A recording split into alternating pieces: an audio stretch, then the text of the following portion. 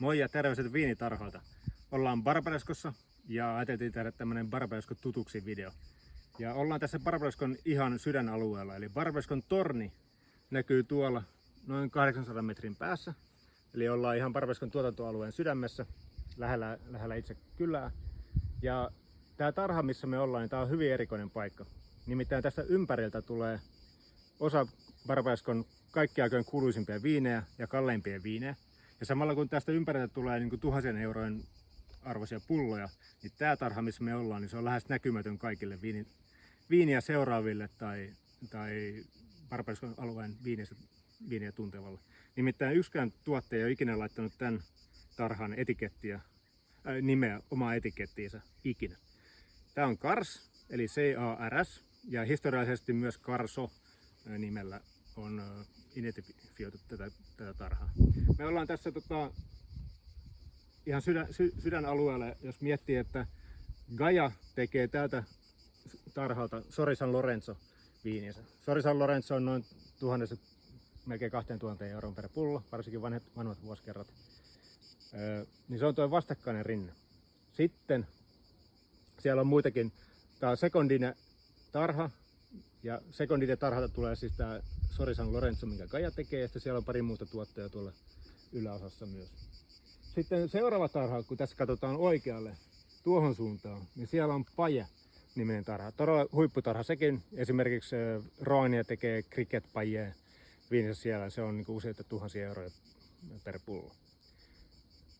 Sitten taas toisaalta tämä sama kukkula, jos me ollaan, tuo kukkulan yläosa, siellä on Facet-niminen tarha.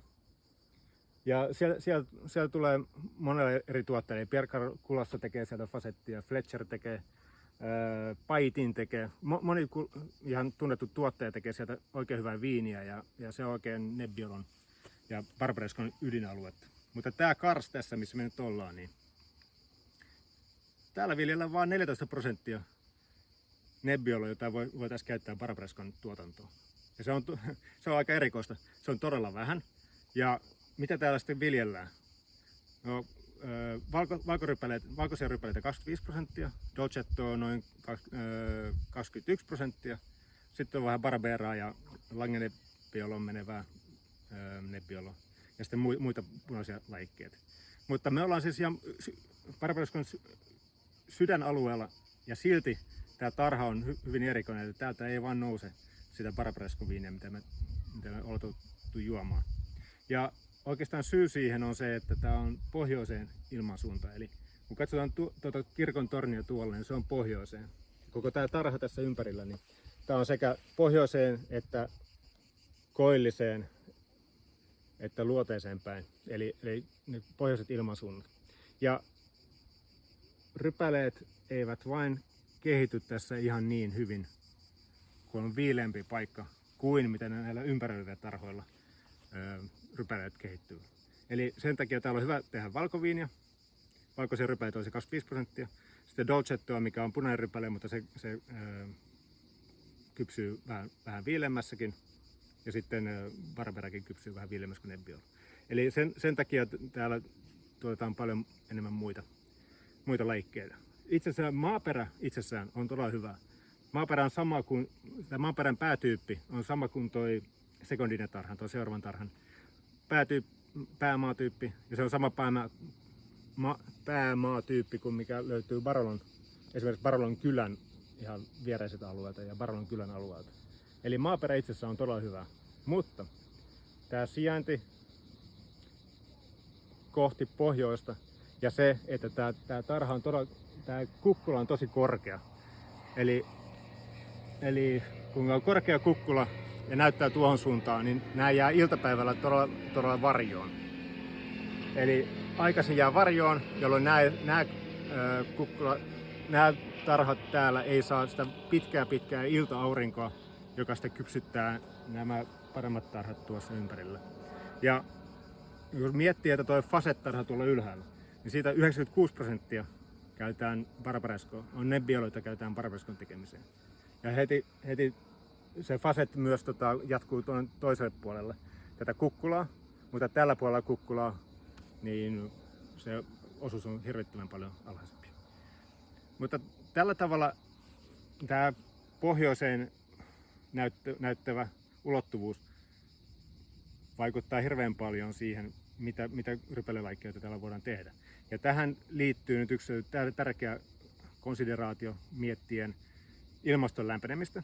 Eli aikoinaan ilmasto on ollut sitä, että täällä ei vaan ole kypsynyt tarpeeksi hyvin, jolloin pohjoisen olevia rinteitä ei ole saanut käyttöä Barolon tai Barbarescon tuotantoon. Eli jos on Nebbiolo-rypälettä, joka on pohjoisella olevalla rinteellä, sitä ei ole saanut käyttöä Barolo pulutettuun tai Barbarescon pulutettuun viiniin. Nyt paikallinen konsortio, eli tuottajien yhdistys, joka tekee ne lakimuutokset tai ehdottaa ne lakimuutokset ja äänestää niissä, tuottajat itse äänestävät siitä, että voidaanko tehdä muutoksia näihin. Nyt viimeksi kesäkuussa oli äänestyksessä se, että avataanko nämä pohjoisrinteet sille, että saisi tehdä myös Baroloa ja Barbarescoa näistä pohjoisrinteillä olevista käännöksistä, ja vielä vastaus oli, että ei. Eli se kaatui se äänestys. Tätä muutosta ei tule. Mikä sitten olisi haluttu ehkä tulevaksi on se, että ilmasto lämpenee, ilmastonmuutos on tosiasia. Ja jatkossa siitä pohjoisrinteen vähän freshimmästä rypäleestä voisi saada blending-komponentin, eli sekoitekomponentin siihen, jos etelärinteellä alkaa olla jo vähän niin kuin liian kuumaa. Jatkossa, ei vielä, mutta jatkossa, niin silloin se voisi avata niin kuin uusia mahdollisuuksia myös tuottajille. Se johtaisi siihen kyllä, että osa niistä rypälelaikkeista, mitä nyt pohjoisrinteillä on tehty, niin ne otettaisiin pois ja niiden tilalle laittaisiin Nebbioloa, jotenka vähän niin kuin ehkä kutistuisi rypälelaikkeet, mitä täällä viljeltäisiin. Ja toisaalta maan hinta nousisi paljon pohjoisrinteellä, koska Barbaresco ja Barolo on kuitenkin sen verran kalliita viinejä, että jos nämä pohjoisrinteet avataan, niin silloin saadaan rypäleitä paljon kalliimpaa viiniä, jolloin maan hintakin myös kasvaisi. Mutta se jää nähtäväksi, jos tätä tullaan jatkossa tekemään. Mutta tämmöiset terveiset Barbarescosta ja oikein hyvää kaikkea sinne teille. Moikka!